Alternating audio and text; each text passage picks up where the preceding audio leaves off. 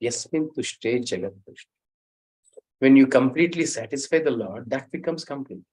That jagat tushte means even the whole universe becomes pleased when you start serving the Supreme Lord.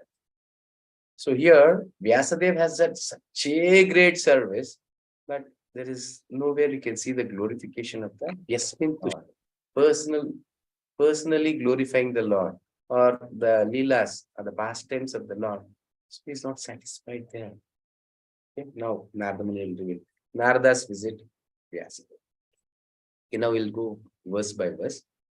Vyasadeva said, on hearing Suta Goswami speak thus, Shaunaka Muni, who was the elderly, learned leader of all the rishis, engaged in that prolonged sacrificial ceremony, congratulated Suta Goswami by addressing him as follows. So here, Shaunaka rishis, and there were around 60,000 rishis were sitting and doing that sacrifice, fire sacrifice, for the welfare of the humanity, for the welfare of the universe. They were not having anything like a personal agenda, or personally they for their sense gratification or anything for selfish needs. They were really selfless. Even that was not complete. Even by that, they were not satisfied. And when Suta Goswami says, he comes and he says, the purpose of the human life is to glorify the Lord. Jivera Swarupavai Krishnera Nityadas. Then Shaunaka Rishi starts asking the questions.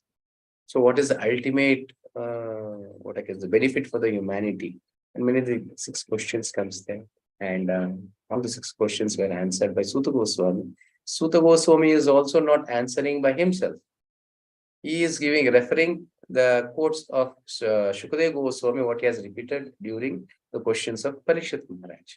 Parikshit Maharaj also has asked several questions of such kind, and Suta Goswami has answered it. And he is also not answering by himself. He is referring with previous other acharyas, like where Narada Muni is replying, where Maitreya is saying to Vidura the same question. In this way, many conversations, he says previously what has happened, the same he is asking. This is called as parampara. So not that what I know I'll be saying, no. What I've heard from my spiritual master, from Srila Prabhupada, and what we have heard from the Acharya Guru, Sadhu, Shastra. It should be according to the scriptures with reference to the Acharyas. Clear? Yes. Now we can see here. Now Suta Goswami starts saying this. Then Shaunaka said, O Suta Goswami, you are the most fortunate and respected of all those who can speak and recite. Please relate the pious message of Srimad Bhagavatam, which was spoken by the great and powerful sage Sukadeva Goswami. So ultimately, Srimad Bhagavatam is ultimate.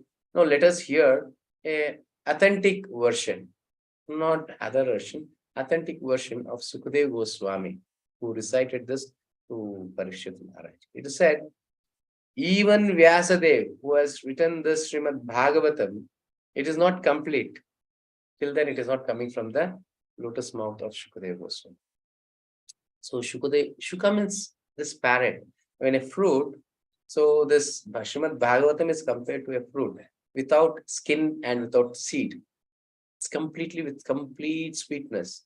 But that sweetness becomes more relishable when it is touched by the parrot.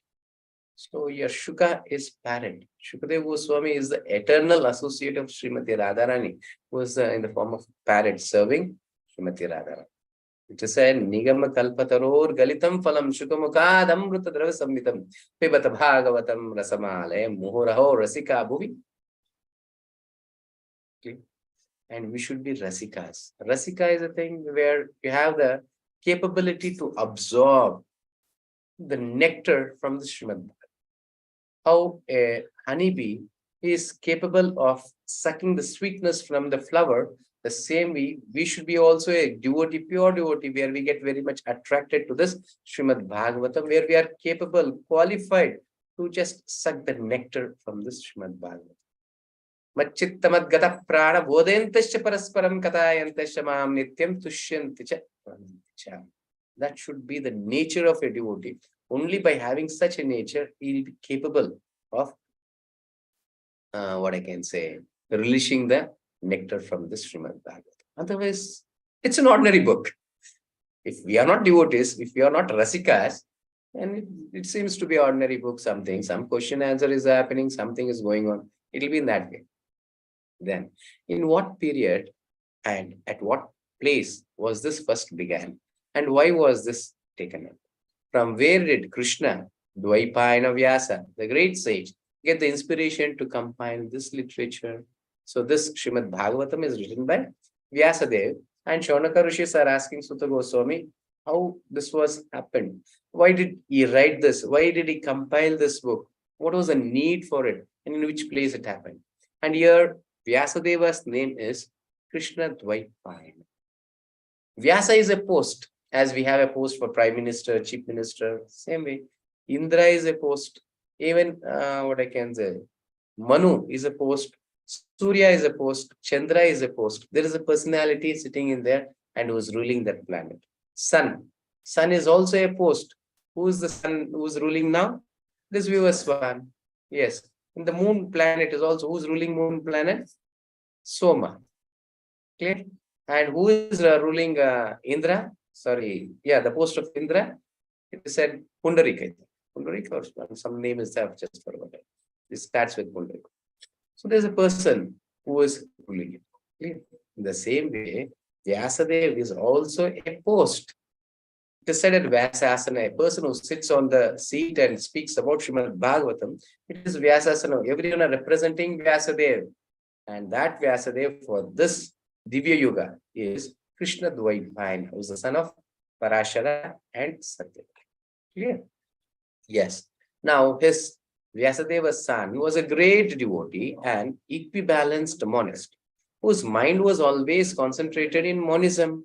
He was transcendental to mundane activities, but being unexposed, he appeared like an ignorant person. The fourth one. Tasya putro mahayogi samadrun nirvikalpakaha ekantamatir nidro gudo muda ivegate. So here, Sukadeva Goswami was not an ordinary personality. He was a self-realized person. This incident comes here. Yeah, in the next verse itself it comes. So, from the birth, 16 years he was within his mother's womb. At once he takes birth.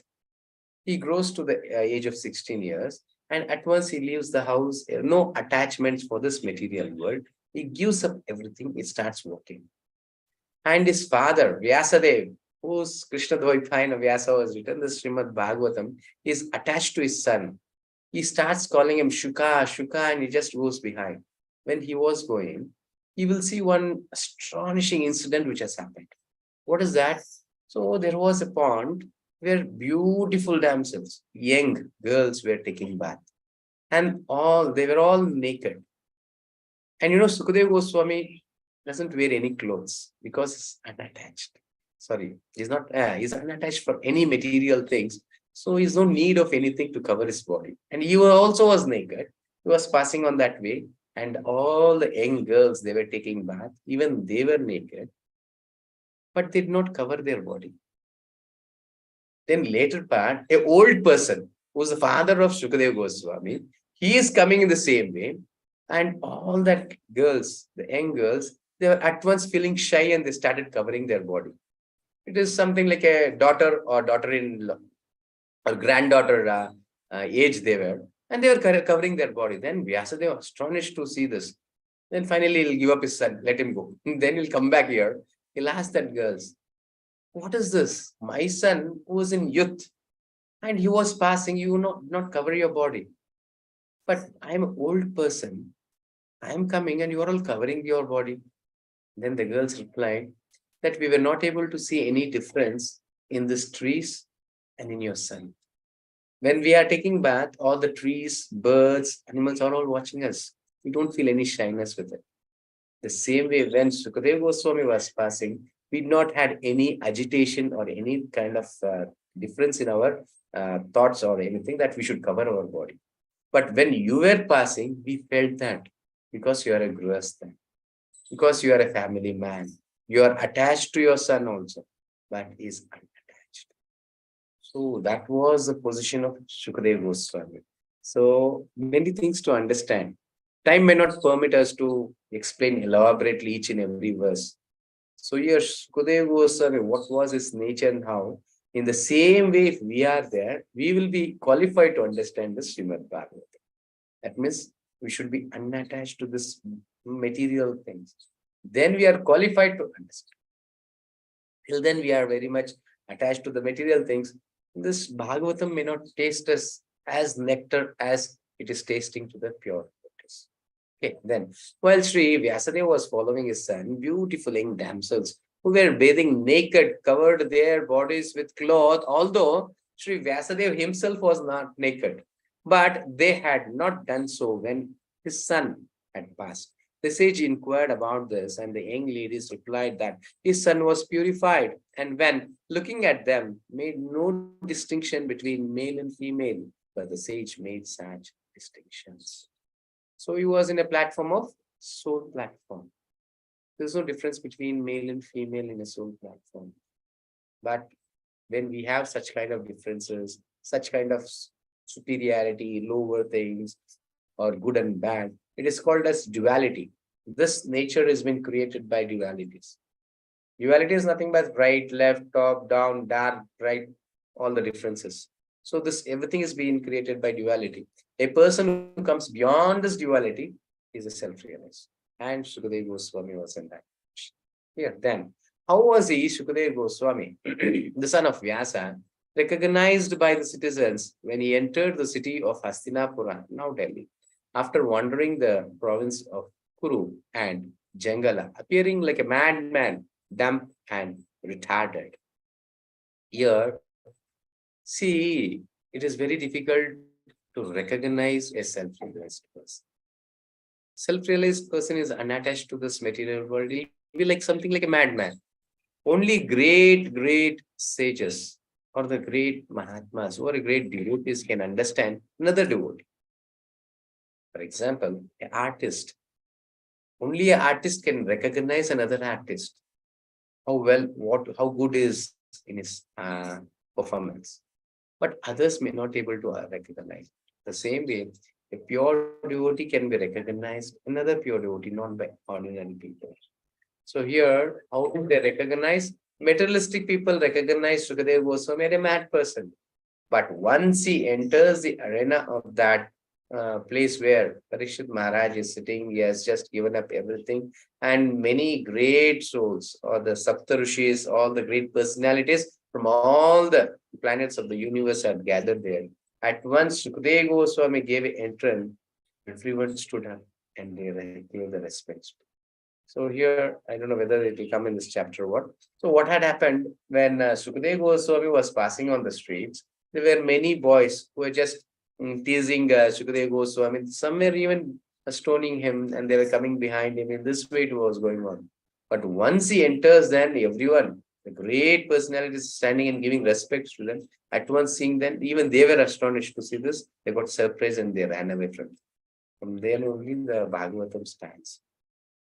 Okay. And here, see, it depends how do we recognize great devotees.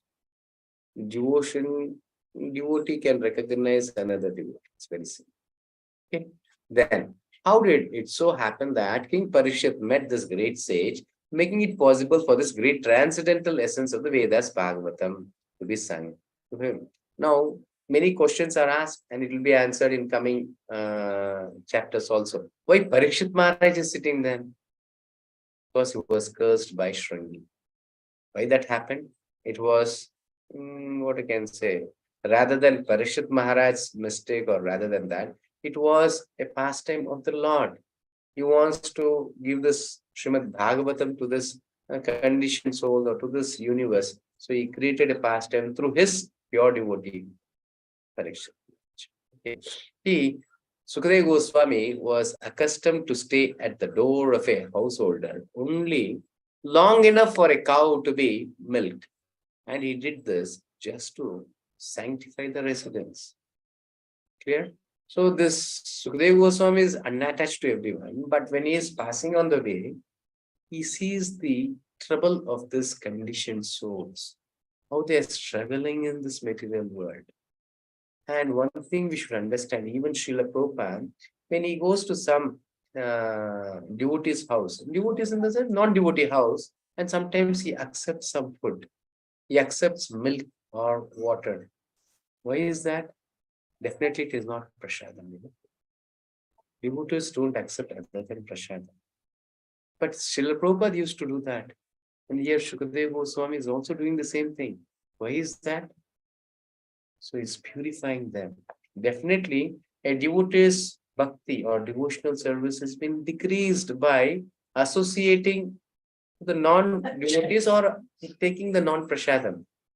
But they're sacrificing for their benefit, for their conditioned souls, so that they should get purified and they have to come to this devotional service. So there was no need for Sukadeva Goswami to go to some householder, to some grihastha life and stand in front of their gate or house.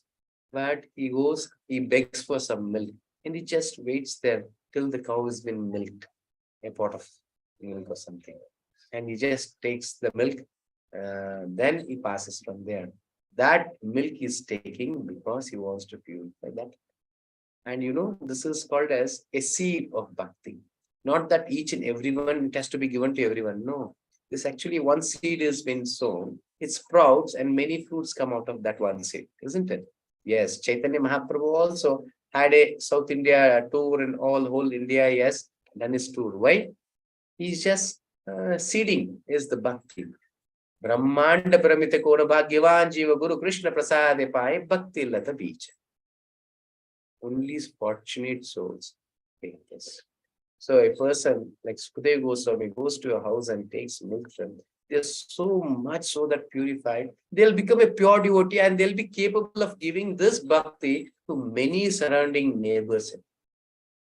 So just to purify that place, purify that conditioned soul, or purify the humanity, however you want to take. So, or sprouting or seeding this bhakti. This was Sukadeva Goswami. There was no need for him to have this milk, or not like that. Without this milk, he may not leave. He should need this. No, nothing like that. Because they are in a higher consciousness. Many subtle things to understand in this. How do plants give fruits?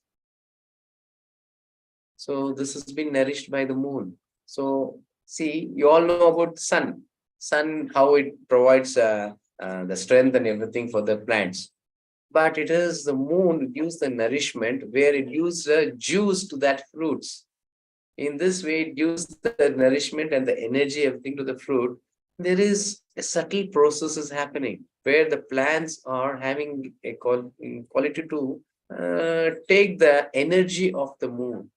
The same way, the Mahatmas, there's no need to take anything materially like milk or fruit or anything because they're capable of taking the direct energy of the sun and moon. So even for years together, they can fast without having anything. Clear? Yes. Now, just to purify the conditioned souls, we used to take milk in the Grihastha's family. Then it is said that Maharaj Parishit is a great first-class devotee of the Lord, and that his birth and activities are all wonderful. Please tell us about him. These are the questions where Shaunaka Rishis are asking why this Bhagavatam is been compiled by Vyasadeva, and why Sukadeva Goswami is reciting this to Parishit Maharaj, and why Parishit Maharaj is sitting there. And finally, his life, his birth, what kind of a great soul he was, all these questions. Then, he was a great emperor and possessed all the appearances of his acquired kingdom. He was so exalted that he was increasing the prestige of the Pandu dynasty. Why did he give up everything to sit down on the bank of the Ganges and fast until death? Why did he take this decision that he has to fast till death and give all his family? He just enthroned his son, Janamejaya, and finally came here. Why all this happened? Why did he give up everything? So these are the questions where Shaunaka Rishi is asking. Now, he was such a great emperor that all his enemies would come and bow down at his feet and surrender all their wealth for their own benefit. See, one sentence gives so much of it. And here, paying tax to the king is the purification to the citizens. Citizens always, there should be selfless motive, not always selfish. See, it may not apply to today's life because we don't have such a king. So where you can give the tax without asking. So all the kings and you, this Parikshit Maharaj was a Samrat. Samrat is the thing, king of all kings. There were many kings in this universe, and he was the king of all the kings. So they used to come, give their offerings by giving some wealth or some precious things to Parikshit Maharaj. That was to their benefit. Many times we think that something, for example, charity. What happens by charity? What is the result of charity? We sometimes with ego we think, oh, I am giving something. No, when we use some charity to a Brahmana, to a devotee, more than giving, we are taking. Because materially we are giving, but spiritually we are taking from them. So we are more benefited by giving charity. Okay? Yes. So he was full of youth and strength, and he possessed kingly appearances that were difficult to give up. Why did he want to give up everything, including his life? So the position makes us more attached. And his position, Parikshit Maharaj's position was a Samrat. He was the king of all kings. And how could he give up such a great position? Is something like equivalent to Indra. He is the king of heaven, but he is the king of this earthly planet. The complete whole planet was under the control of Parikshit Maharaj. So having such an exalted position, how could he give up that? So these are the questions where Shaunaka Rishis are asking. Then it is said to give up, to have this renunciation also, we should be a pure devotee. Even in Bharat Maharaj story also you can see, even he was ruling the whole planet. Today we call our nation as Bharatavarsha. Is it Bharat? Why this name has come? By Bharat Maharaj. He was such a great king, but he gave up everything. At once his son had come to a certain age and he enthroned him and gave up everything. And actually, it is said as the goddess of fortune, Lakshmi Devi, was waiting to serve him with folded hands. And he just gave up like anything. They said from for the morning when we go to the nature call, we don't repent that we have given up something. We'll be very happy. Oh, I have cleared my stomach, isn't it? So in that way, he was completely unattached. He was happy that I'm giving up everything. In that way, he gave up everything and he left. So only a devotee can be unattached to this material. Because param drishtva nivartate. Vishya vinivartate niraharasya dehina rasovajyam rasopasya. Param drishtva nivartate. When we start tasting the higher thing, automatically the lower thing easily you can give up. So this spirituality or the nectar of the Srimad Bhagavatam, Bhagavad Gita, the holy name of the Lord is so nectarian. When we taste that, this material world becomes something equivalent to what I can say, stool. So such is the comparison to the spiritual and material. But we are in such a ignorance, as even you can see in the life of a hog. There's always what it is eating because it feels that is taste. So when we are so much ignorant, we feel that material is very tasty for us. We want to release this material life through our senses. But once we take up the spiritual life, this becomes so abominable. We think, how did I live a life such kind? He said, Ramanujacharya, spiritual master, Yamunacharya, he writes, when I get a desire of sex, I spit on that. When I have a desire, something it comes, I spit on that because it is so abominable thing is feeling. Just imagine his consciousness, how superior consciousness is having when the more, and this material world is known as Maitunalaya. We are binded by this. And such kind of a Maituna thing is feeling so abominable, he spits on it. So that was the consciousness of Yamunachari. Not only Yamunachari, all the devotees. They have many levels, but one devotee is greater than other, like in the consciousness. Okay. Those who are devoted to the cause of the personality of God live only for the welfare, development, and happiness of others. The important point, make a note. Progress of our spiritual life is only by selfless, only by selflessness, not by selfish.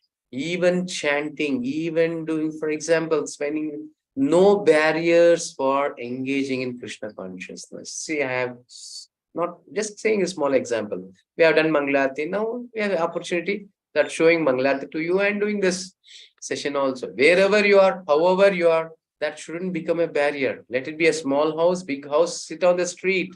There's nothing wrong. You can engage in Lord service. Srila Prabhupada has taught us how to do this. Not only a comfort zone give us spirituality or Krishna consciousness. Let it, and even the richness shouldn't become a barrier.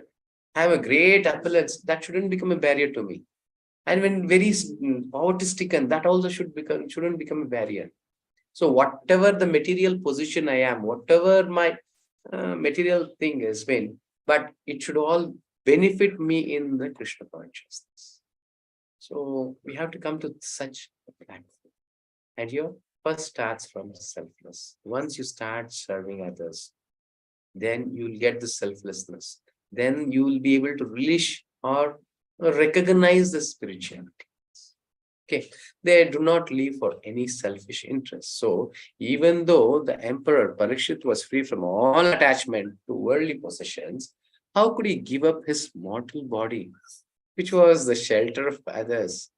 See how Shaunaka Rishis are able to see the vision of Shaunaka Rishis. Here, such a selfless person was this Parikshit Maharaj. How could he take such a selfish desire? What is the selfish desire here? Giving up his body. He is the shelter of others. Clear? He is a representative of the Supreme Lord, and giving up his body is a selfish thing.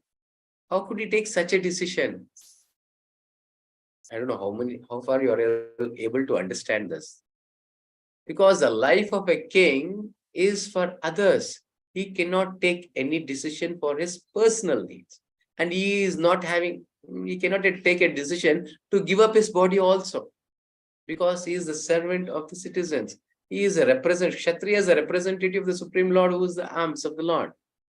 So he cannot take any decision for his personal needs. How come Parikshit Maharaj, such a great devotee, is taking such a selfish desire to give up his body? This is the question where Shaunaka Rishis are asking. Then, we know that you are expert in the meaning of all subjects, expert some portion of the Vedas, and thus you can clearly explain the answers to all the questions we have just put to you. And they know the qualification of Sutta Goswami also. I hope there is a qualities of Sutta Goswami here. One second. I'll post in the group. Which group should I post, brother? Krishna Seva.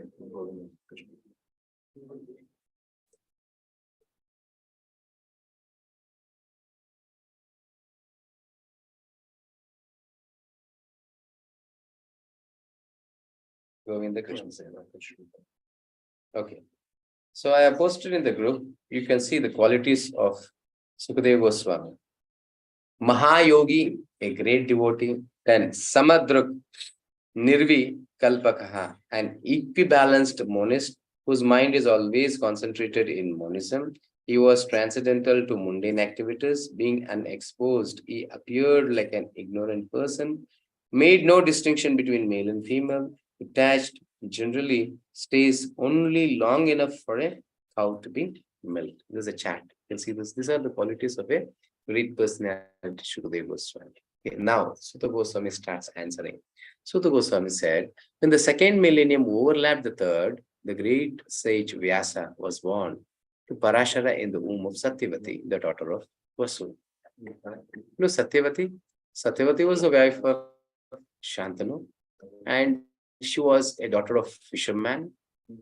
And it was a place where she was doing a service by taking the, what I can say, fishermen's from one bank to the other bank of a river. This was the service she was doing.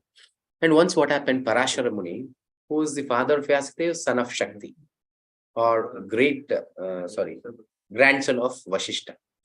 So he was going in this boat. There was what I can say, Ashariravani. There is a voice from the sky came and it said, "This is the right time for the Vyasadeva to take birth, and he is your son." So now, see, even one thing, many things you should understand here. So, what I can say, great personalities can give birth to the child without the help of a female. Without the help of a female, they'll be capable of giving a birth to the child. But here, Parashara Muni wanted to purify Satyavati. Wanted to purify Satyavati because in upcoming future she'll be the wife of Shantanu. So he requests Satyavati that, please, this is the time for Vyasadeva to take birth. I wanted to associate with you and you can become the mother of Vyasadeva. Then she says, what about my Kanya? That is my chastity or my this thing. And he'll say, even if you give birth to the Vyasadeva, you will be a chaste life, chaste woman, or you'll be in Kanya. Kanya in the sense who was unbroken, who was not entered still the Grihasthashrama. Then finally she accepts. And her body was smelling a fish smell because she's from the background of the family of a fisherman. So her body was in a full smell of fish. And Parashara Muni gave her a boon that her body emanates the fragrance of the heavenly planets. And the fragrance of the body of Satyavati was passing somewhere to 12 kilometers. Just imagine what would be the fragrance of her body. This was the boon or something he gave, and finally associated with Satyavati, and Satyavati gave birth to Vyasadeva. And don't think as materially how we are dealing in the same way. No, no. Spiritually it is different. And as soon as she gave birth to Vyasadeva, he at once he grew. He gave obeisances to his mother and he said, Mother, I know the purpose of my birth. I am leaving you. Whenever there is a need, you can call me 3 times. I'll be at your service. Vyasadeva from there he goes. And this happened because the second millennium overlapped the third. Actually, you know 4 yugas: Satyuga, Dwapara Yuga, Treta Yuga, Kali Yuga. Did I say something wrong? Yes. What was that? I said before Treta, Dwapara. Correct? Actually, that is the right thing. Satyuga, Dwapara Yuga, Treta Yuga, and Kali Yuga. Only in this Divya Yuga, it has been overlapped. Where the second millennium overlapped the third. Before the second, third has come. That is, Treta Yuga has come before Dwapara. Right? This is a symptom, the appearance of the Supreme Personality of Godhead, Sri Krishna. It's a symptom. In one day of Brahma, once Krishna appears to this material. And this is the 7th Manvantara, 28th Divya Yuga or the Chatur Yuga. It's a 28th cycle in this Yuga where Krishna is coming in Dwapar Yuga. So there was an overlap. And because there was an overlap, there was a need of Vyasadeva. So Vyasadeva is the right time for the Vyasadeva to divide all these Vedas and many things in this, to say the pastime of the Lord. So it was Krishna Dvaipayana who took birth. Clear? So many things to discuss on this. One verse can go more depth and you can know so many things have to be discussed. Okay, let us go further because we have to go to the other shlokas also.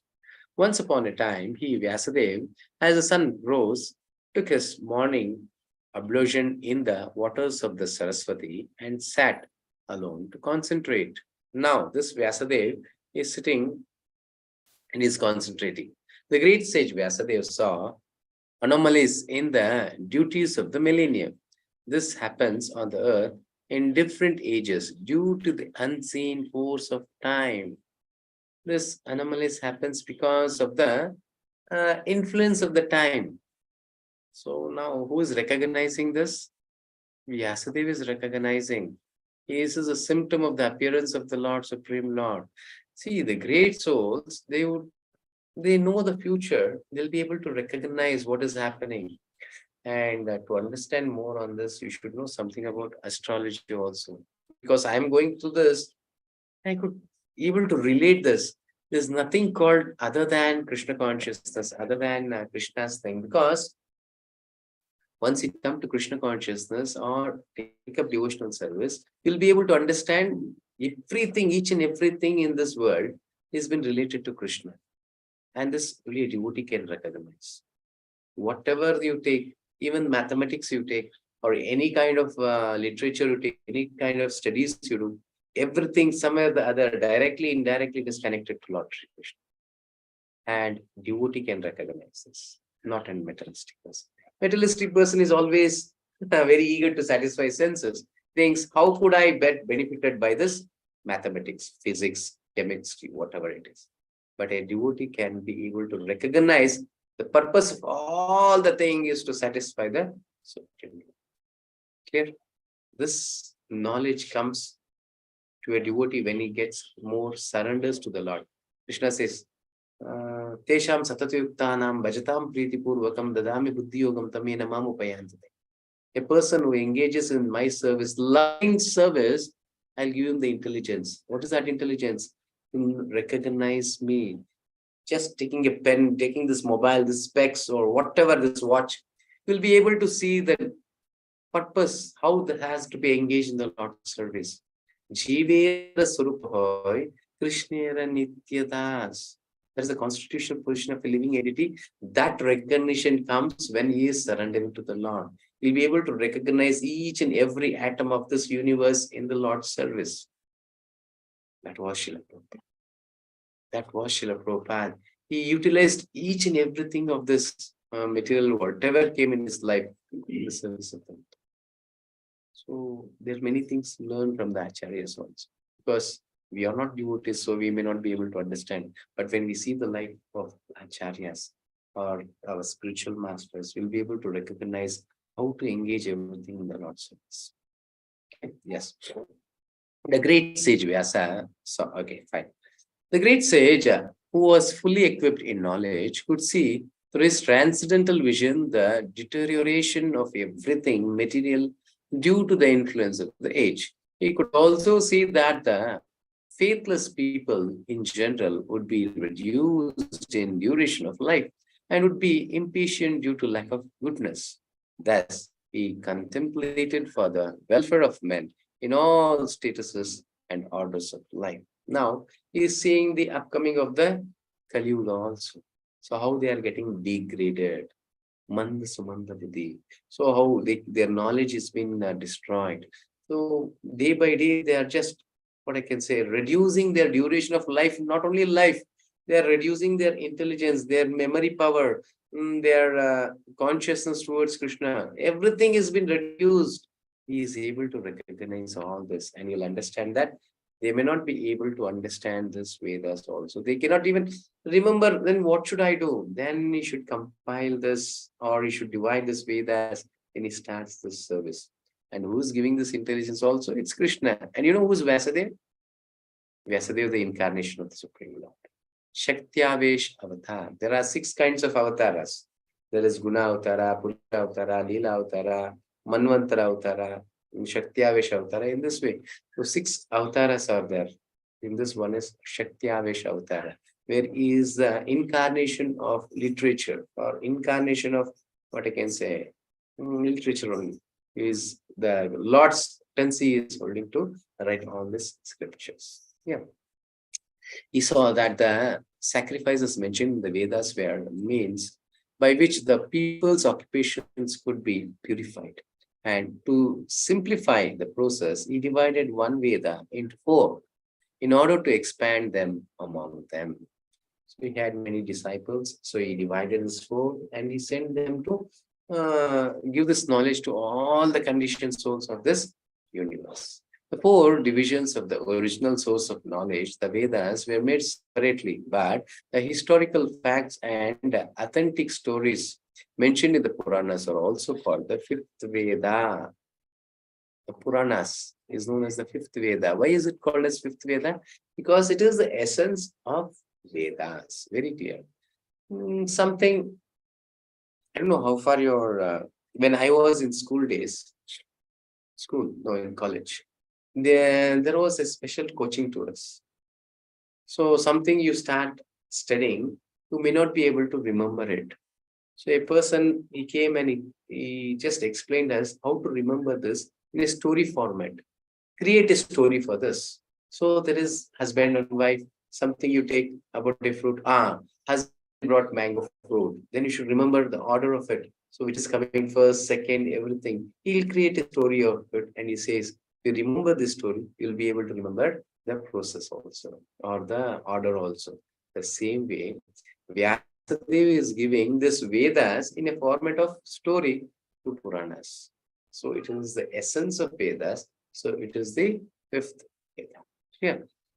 Then, after the Vedas were divided into four divisions, Paila Rishi became the professor of the Rig Veda, Jaimini the professor of the Samaveda, and Vaishampayana alone became glorified by the Yajurveda. And all these personalities are the disciples of Vyasadeva. He is dividing into four and giving that and sending everyone in many directions, all the directions. And you know this Vaishampayana? Vaishampayana was the person who narrated Mahabharata to Janamejaya when he was suffering from the leprosy because he has sacrificed the snake sacrifices. So he got that leprosy, and it was Vaishampayana who was reciting this Mahabharata. And there's a pastime here also. So we are all hearing this Bhagavatam, Bhagavad Gita, Ramayana, or Mahabharata, everything. But the real bhakti or the real knowledge starts from faith. Shraddha, Sadhu Sangha, Bhajana Kriya, Anartha Nivritti, Nishta, Ruchi, Asakti, Bhava, Prema. There are 9 levels in our bhakti. And the very first thing starts from faith. When we don't have faith, there's nothing called like scriptures or nothing spirituality also when you don't have faith. And there is no Krishna also. If you don't have faith in Krishna, then there is no existence of Krishna. So starts from faith. And here, just to show us, this is not, you shouldn't literally go to that meaning, even Janamejaya had not had faith. No, not like that. But to reveal to us how strong should our faith be on the words of the spiritual master. And something is been said by the spiritual master, in 100 means you may not be able to accept it. But still you should accept because it is coming from the mouth of the spiritual master. That is the faith a disciple should have. Here, Vaishampayana is narrating this Mahabharata, and now he has come to the this thing, what Kurukshetra battlefield.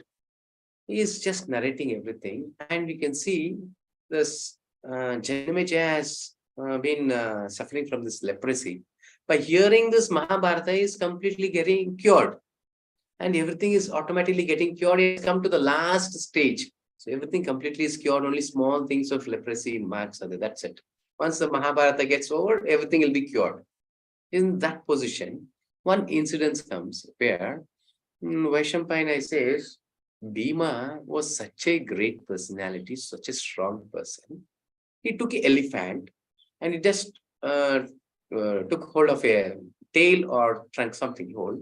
He just rotated and he's thrown into the sky. And till today, that elephant has not reached the earth back. Just imagine how is this word. Will you be able to remember, believe in this? The same thing happened with Janamejaya. But Janamejaya, you shouldn't think he is an ordinary person like us. Just for our understanding, for our this incidents, Lord is creating it. Then he says, Hare, my dear Lord, or my dear spiritual master, how could this I believe? That how long? Because Kurukshetra happened, later part it was Parikshit Maharaj. Parikshit Maharaj, son is Janamejaya, and Parikshit Maharaj, and it was Yudhishthira Maharaj who ruled for 36,000 years something. Then it is Parikshit Maharaj, and then it is now Janamejaya. And you're saying that the elephant was thrown into the sky and still it has not reached back to the earth. How could I believe this? As soon as he asked this question, the elephant came in front of him and just fell on him, well next to him. And once again, he just started getting all the leprosy back to his body. And he asked for forgiveness. And finally, it's a story. But here, a lesson to us how much faith we have on the words of the spiritual master. It was true. Anything comes from the mouth of a spiritual master, it is true. And even if it is not true, also, Krishna makes it true because he is a representative of the Lord, because he is the pure devotee of the Lord. Even by mistake, he says something wrong, also. Krishna makes it true.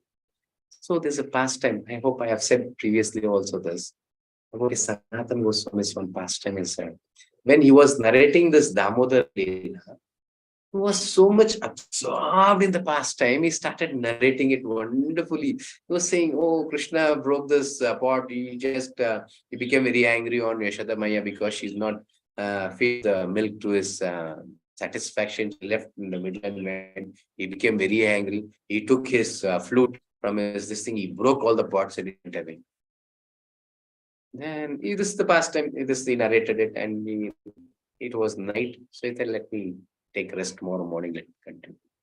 And then he realized, "Arre, what a great blunder I have done." He was a small kid. Where will be he having the flute? Actually, he broke the pots to the stone. There were some stones. He took the stone. He broke the pots. There was no flute. Tomorrow morning, I should correct my words. I should strike that words, and then I should write that it was not the flute, it was the stone. Then he slept on that night, and Krishna comes in the dream of Sanatana Goswami and says, my dear devotee Sanatana Goswami, please don't change your words.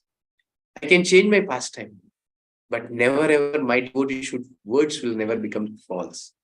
It will be always absolute truth, whatever my devotees say. So my pastime, I broke the pot even in flute also and stone also.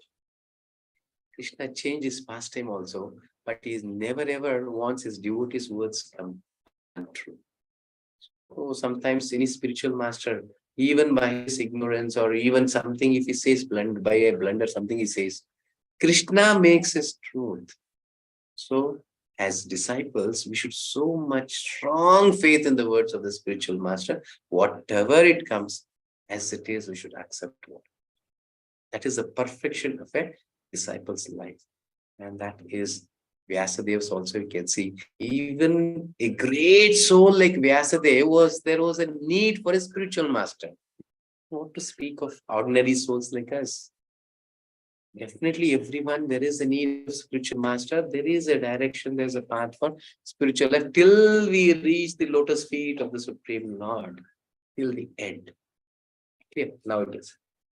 The Sumantu Muni, Angira, who was very devotedly engaged, was entrusted with the Veda, and my father, Romarshana. Whose father was this?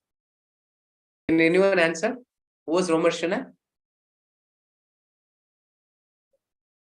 Whose father was Romarshana? Anyone here also, there also? Online or offline?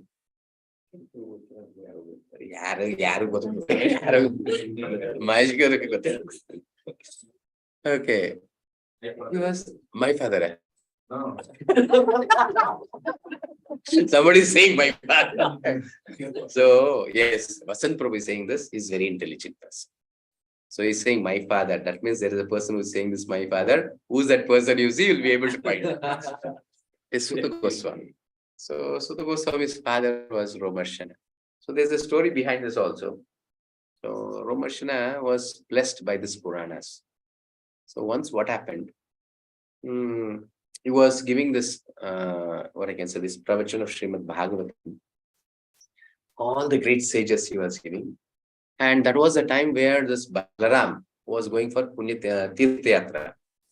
So he entered this arena where this discourse of Bhagavatam is happening. Everyone stood and respected Balaram.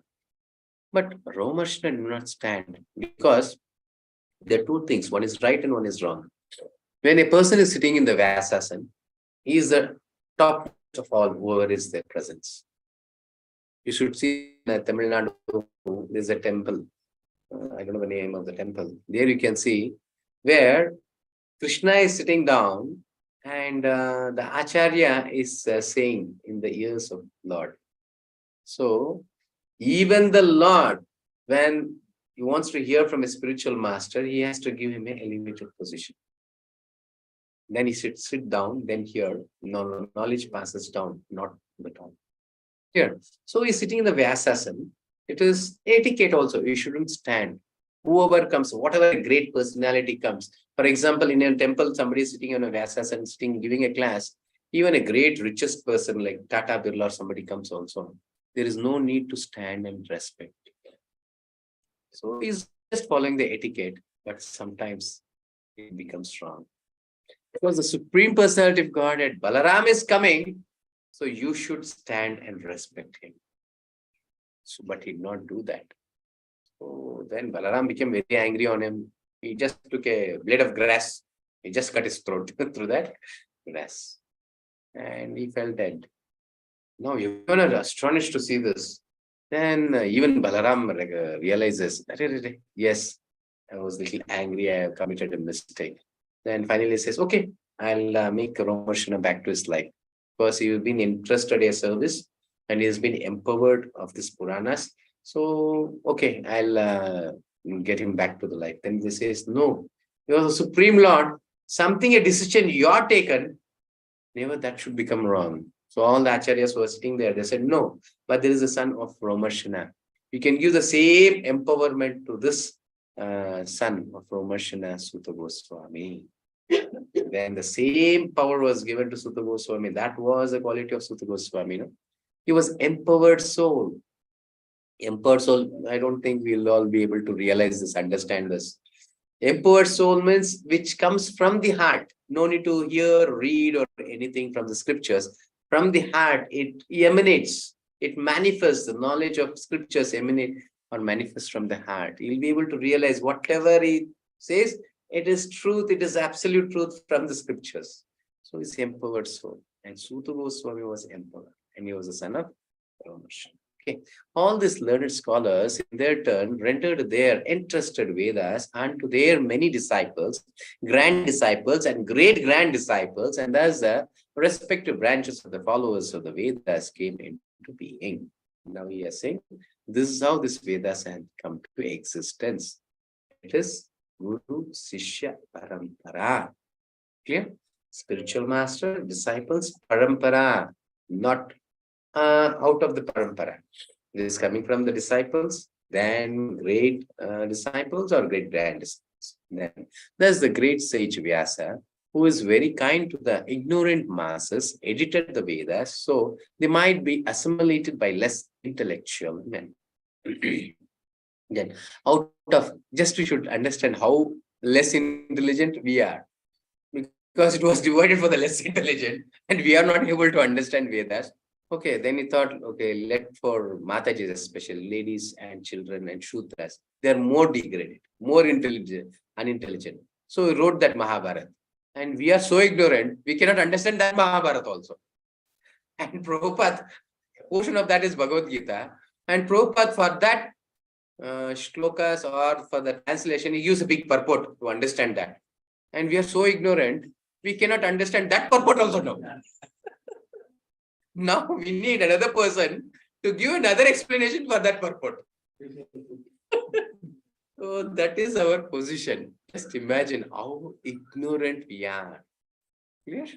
Okay, out of compassion, the great sage thought it wise that this would enable men to achieve the ultimate goal of life. Thus, he compiled the great historical narration called the Mahabharata for women, laborers, and friends of the twice born.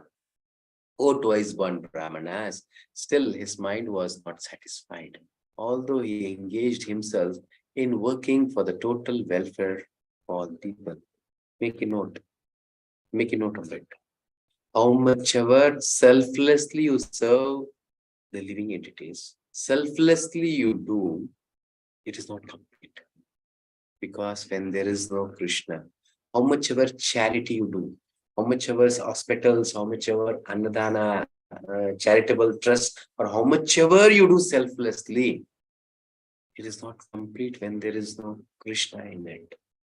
Vyasadeva is just struggling like anything, selflessly is dividing this Vedas.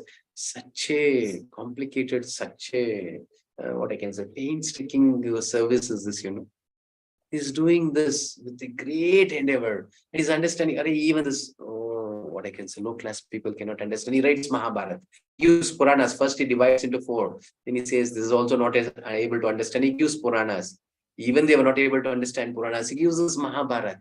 Even giving so many things, he's not satisfied. So here we should also understand how much ever we serve our husband, our wife, our children, our parents, our nation, our society, we don't get satisfied.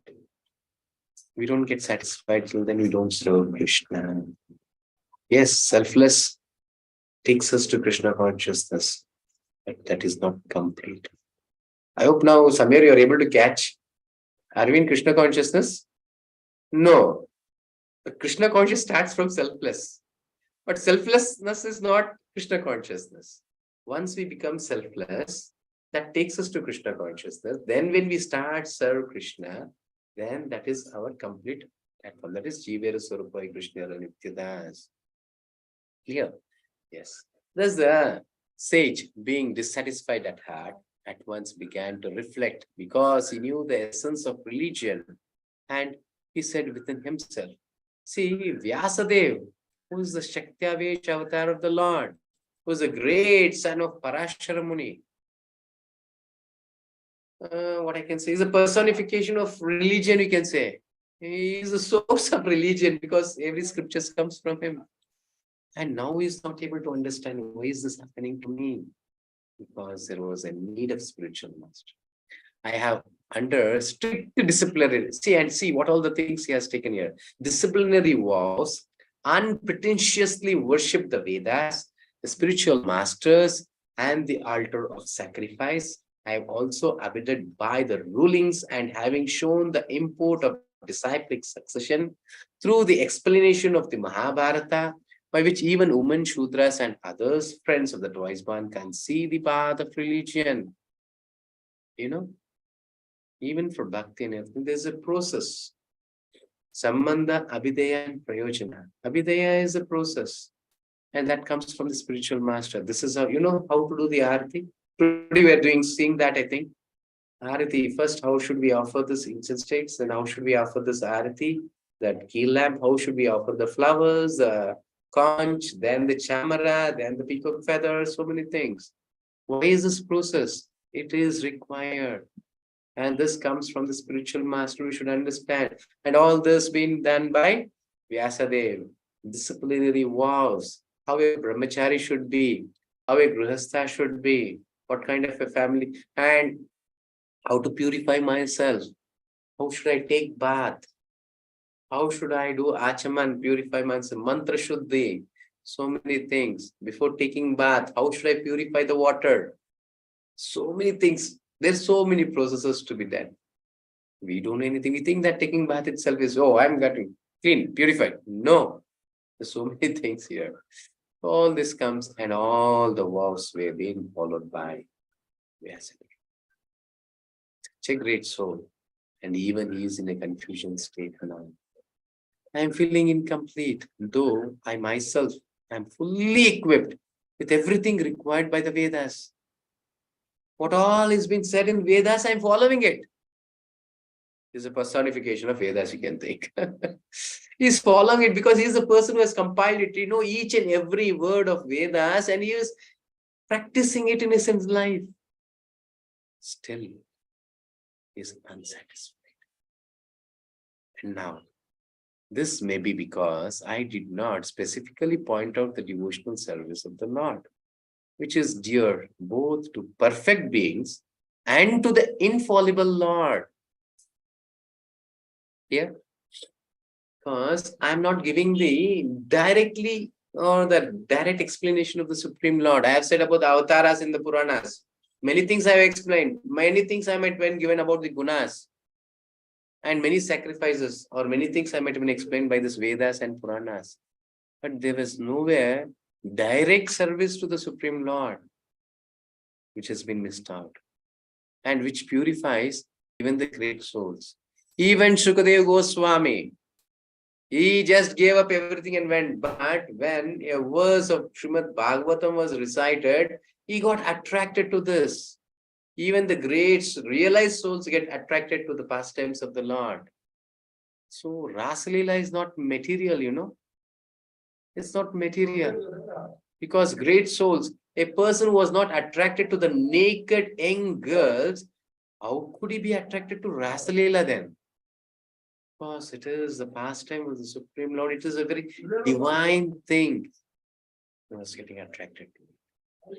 So to understand this also, we have to come to the next level of consciousness. Otherwise, you think something is saying, but even there is also material thing. There's some lust in it or something like that, we think.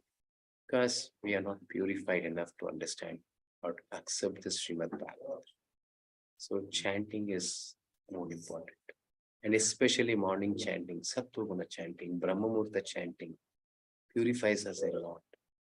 We get qualified to understand the Srimad Bhagavatam. Our consciousness, our progress elevates. So we'll be able to understand what is Srimad Bhagavatam. Till then, we are not getting purified. The Bhagavatam classes will be going on and on and on. But we'll be understanding in our own level of understanding. Material terms, in the material understanding will be doing it. And many times, knowingly, unknowingly, we'll be committing offenses also.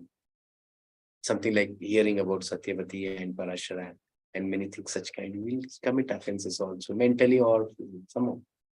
We might even commit mistakes. We commit offenses. So we should purify ourselves by chanting, sincere chanting and offering to the Lord. Because two things. So taking prasadam purifies us. Tongue has two qualities.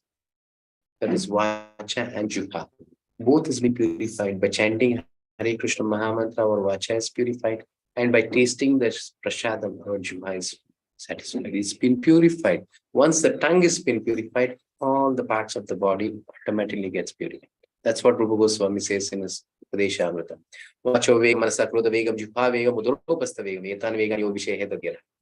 It's called as a dhira, who is able to control his tongue or purify his tongue. Yeah. And Bhakti Siddhanta Saraswati Prabhupada explains that it is a straight line. That is the tongue, the belly, and the genitals. Once the tongue is being purified, automatically the rest of the other things gets purified automatically. But the 3-inch tongue is giving so much of problems, we are not able to control it. Hearing is all good. Yes, from today I'll do it. Just after 1 hour, we cannot control something is in there. So we are so much conditioned in this way. Okay. So this is because as mentioned before, Narada reached the cottage of Krishna Dvaipayana Vyasa on the banks of the Saraswati, just as Vyasadeva was regretting his defects. You know this? This is called the connection between the disciple and the spiritual master. Even we also, when we raise such kind of questions in our heart, once we get confused, something I need an answer in my life, there's the appearance of spiritual master. Because Krishna is sitting in everyone's heart as Paramatma. He is the first Chaitya Guru.